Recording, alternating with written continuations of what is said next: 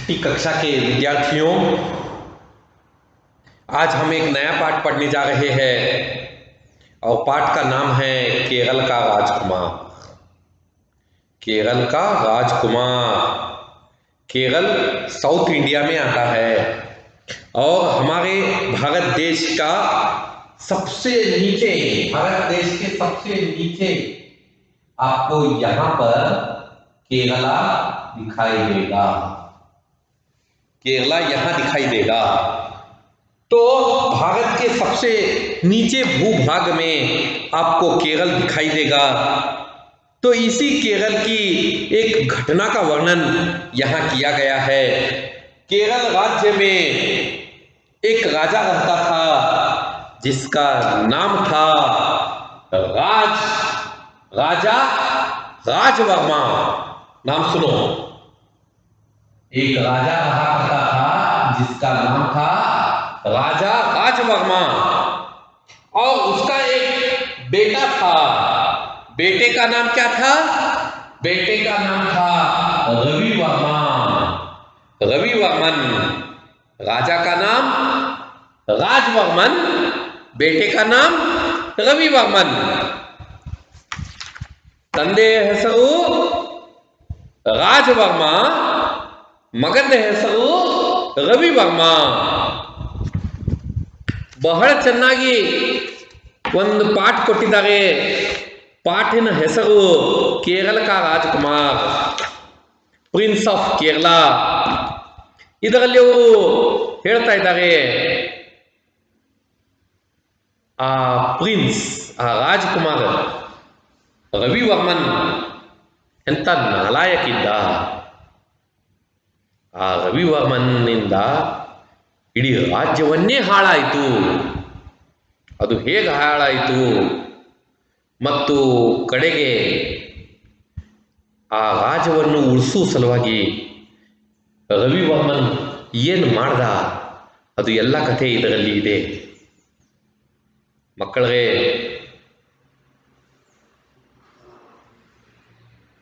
ನಾವು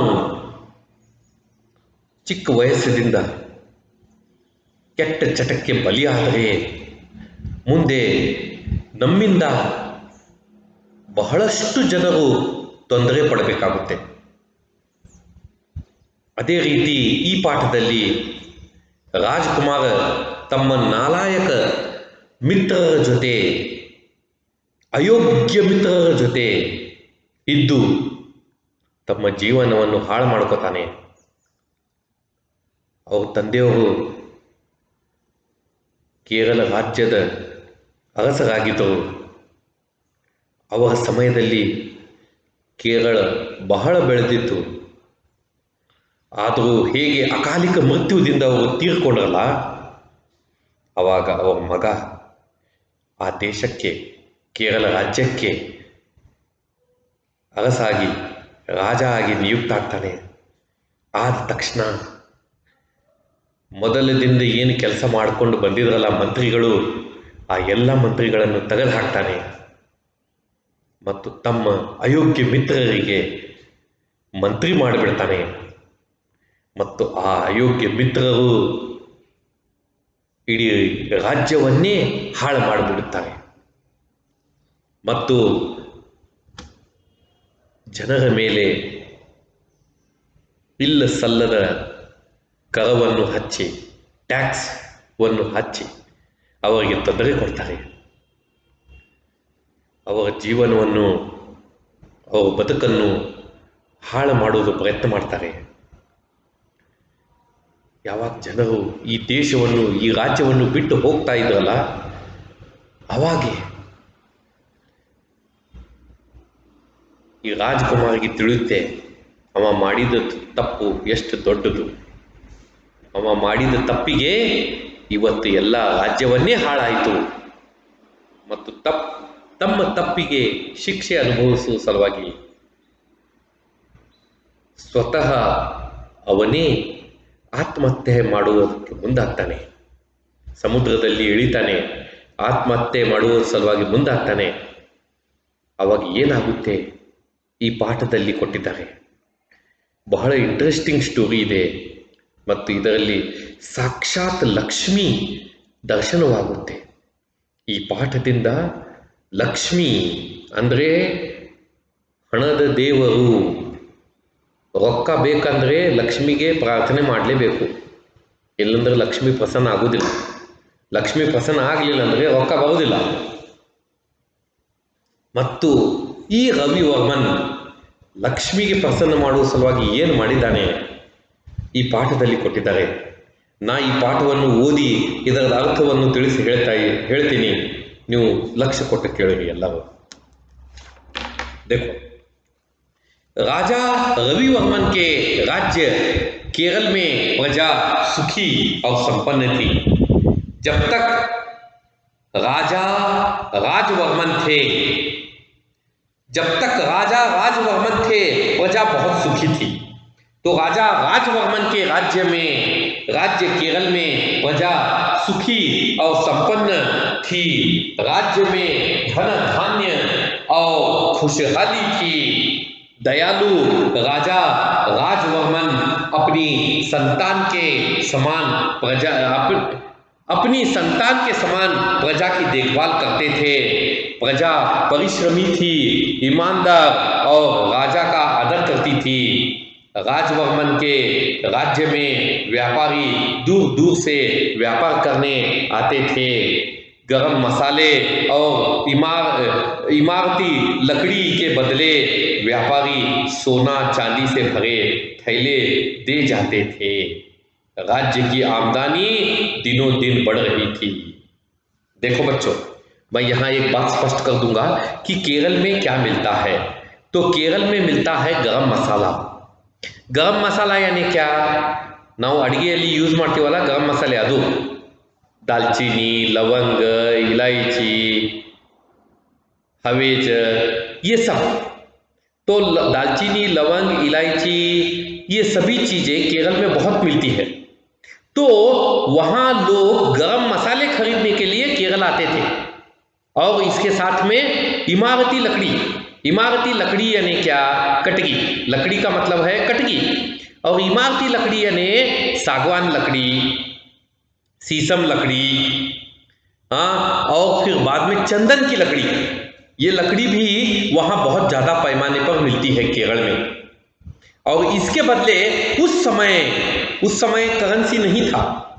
ये बहुत पहले की बात है बच्चों, बहुत पुरानी बात है. तब करेंसी नहीं था, पैसा नोट नहीं थे. तब लोग क्या करते थे, सोना, हीरे, मोती, चांदी ये देकर चीज़ें खरीदते थे. यानी 10 सोने के सिक्के, उसके बदले में 1 किलो, 2 किलो, 3 किलो दालचीनी, लवंग, इलायची खरीदते थे. और लकड़ी भी 1 क्विंटल, 2 क्विंटल, 3 क्विंटल लकड़ियां खरीदते थे. तो ऐसा विनिमय होता था. और राज्य में सब प्रजा बहुत खुश थी, क्योंकि उन्हें लकड़ी के बदले सोना मिलता था, गरम मसाले के बदले सोना, चांदी, हीरे, मोती मिलते थे. तो लोग बहुत प्रसिद्ध थे, लोग बहुत खुश थे. और राज्य की प्रसिद्धि बढ़ रही थी. राज्य आगे बढ़ता जा रहा था. तो देखिए क्या होता है. हाँ, राजा का एक ही बेटा था रविवर्मन. सेवकों के लाड़ प्यार ने उसे स्वार्थी और अहंकारी बना दिया था. राजा ने पुत्र रविवर्मन को जिम्मेदार बनाने की भरकस कोशिश की, किंतु उसे तो राजकाज से जैसे कोई लेना देना ही नहीं था. राजवर्मन को केवल एक ही चिंता दिन रात सताती थी कि उनके बाद उनके राज्य और प्रजा का क्या होगा.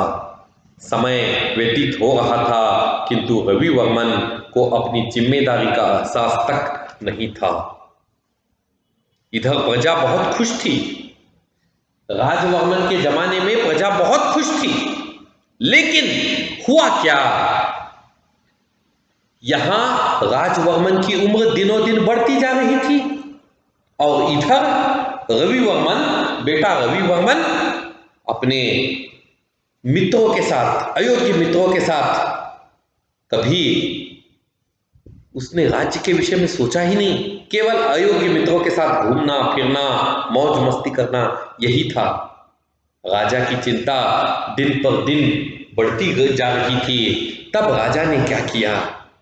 राजा अपनी प्रजा के प्रति इतना दुखी था कि मेरे मरने के बाद मेरी प्रजा का क्या होगा, यही वो सोच रहे थे। तो हुआ क्या, जरा ध्यान से सुनो। इसी चिंता ने राजा को बीमार कर दिया। राजा बीमार पड़ गए। अगर हम बार बार एक ही विषय पर सोचेंगे तो हम पागल हो जाएंगे। तो ऐसा ही राजा के साथ हुआ। इसी चिंता में लंबे समय तक बीमार रहने के बाद राजा राजवर्मन चल बसे।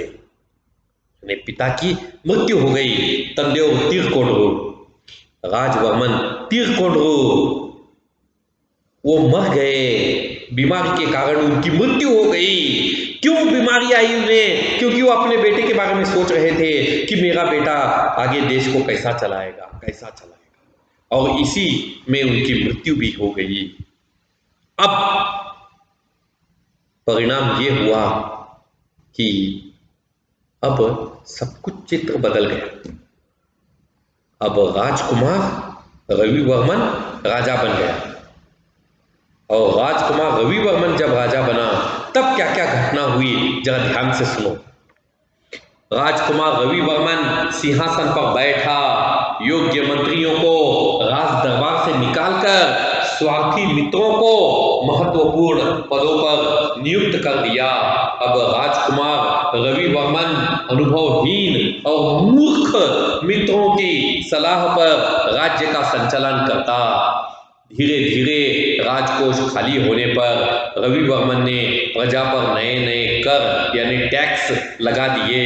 अरबपतियों, अरब व्यापारियों से अग्रिम धन ले लिया, यानी पहले ही उनसे पैसा निकाल लिया।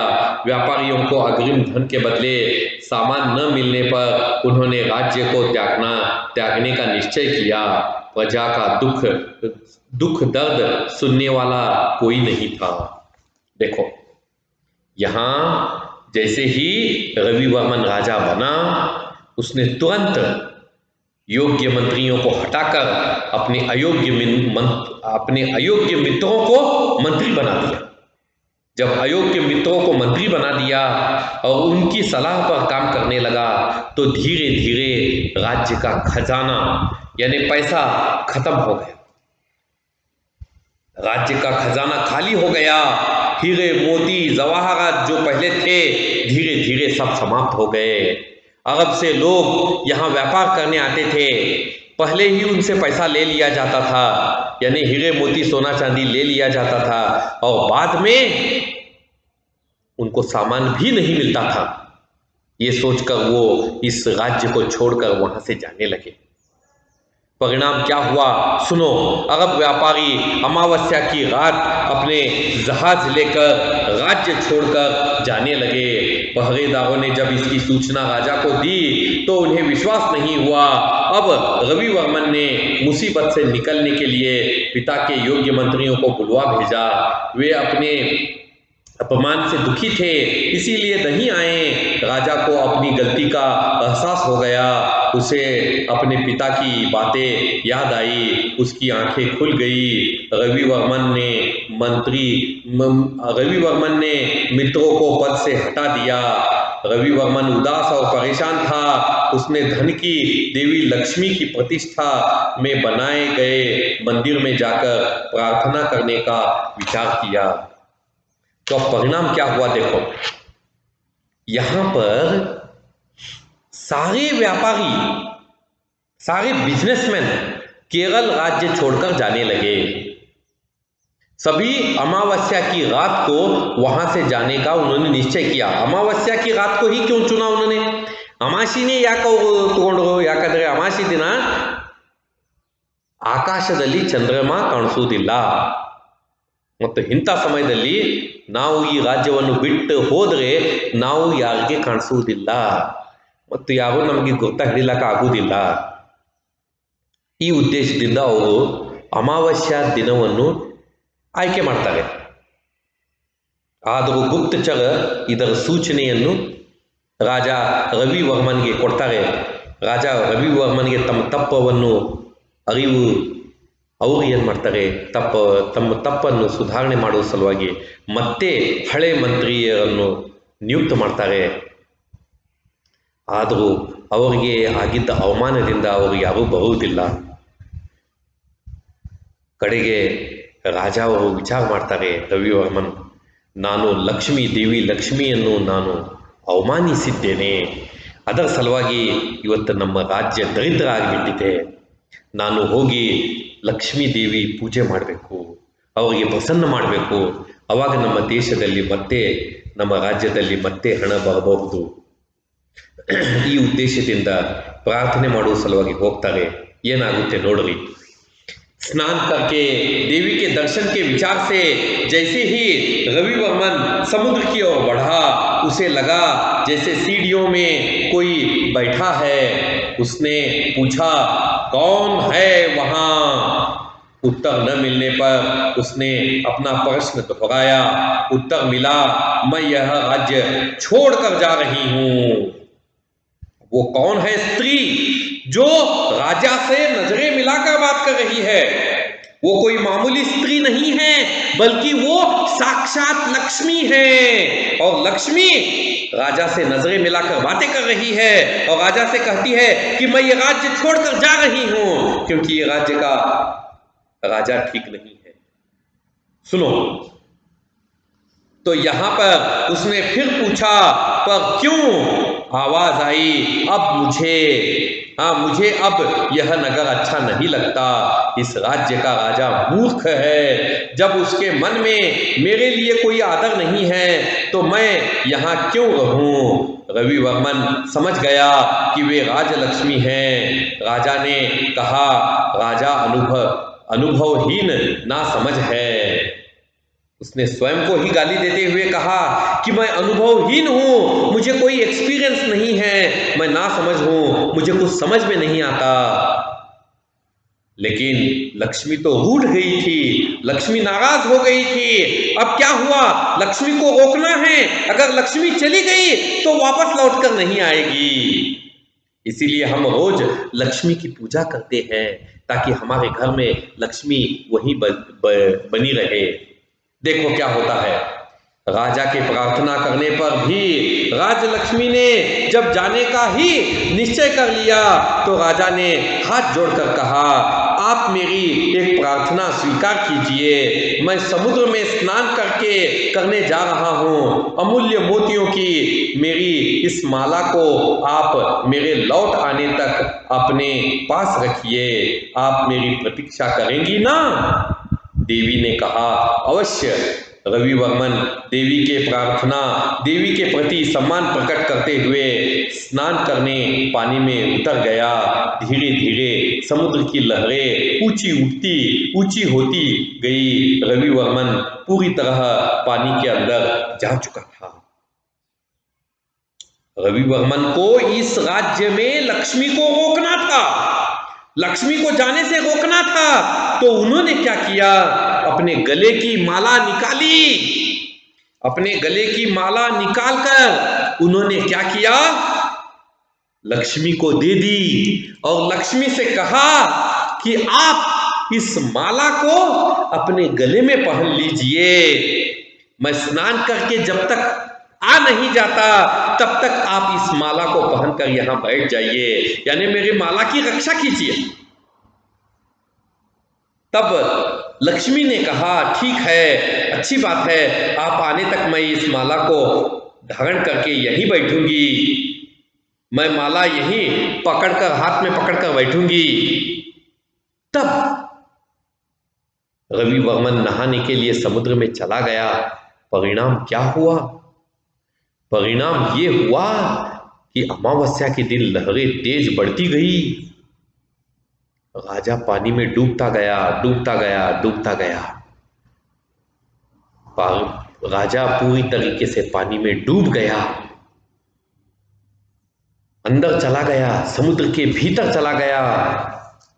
और इधर लक्ष्मी राजा का इंतजार करते बैठी है. राजा कब आएगा, राजा कब आएगा, राजा कब आएगा, और मैं कब उसकी ये माला उसे लौटा दूंगी, वो सोच रही है। लेकिन इधर राजा तो आया ही नहीं। तो क्या हुआ देखो, रवि वर्मन जब नहीं आया तो दूसरे दिन, नेक्स्ट डे, दूसरे दिन क्या हुआ, अगले दिन अरब व्यापारियों के जहाज समुद्र के किनारे आने लगे। अरब व्यापारियों ने बताया कि जितने भी व्यापारी वहां आए उन सब का यही कहना था कि वे स्वयं यही यहाँ नहीं आए हैं, बल्कि समुद्र की तेज लहरें उन्हें यहाँ ले आई है। यहाँ आकर उन्होंने देखा कि राजा के वस्त्र मंदिर की सीढ़ियों पर पड़े हैं और राजा समुद्र के तट पर अचेत पड़ा हुआ है। राजा की मणियों की माला मंदिर की देवी लक्ष्मी के गले में पड़ी हुई है।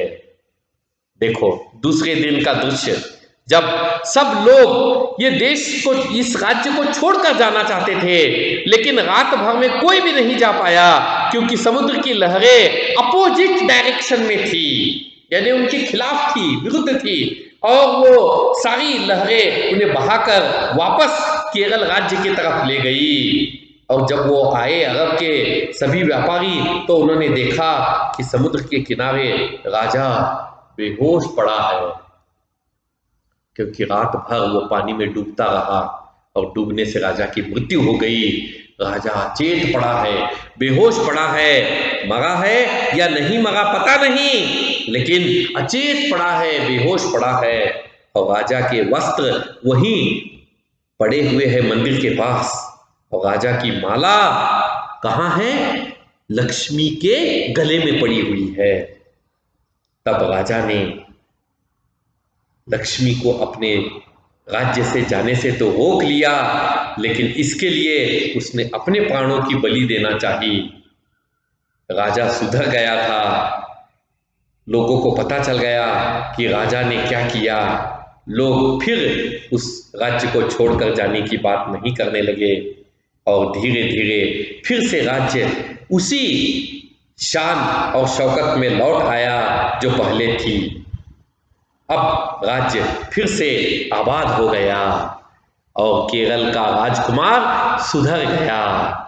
इस कहानी से हमें यही पता चलता है कि हमें मूर्ख मित्र नहीं बनाने चाहिए। अगर हम मूर्ख मित्र बनाएंगे तो हम भी कुछ दिनों में दरिद्र हो जाएंगे।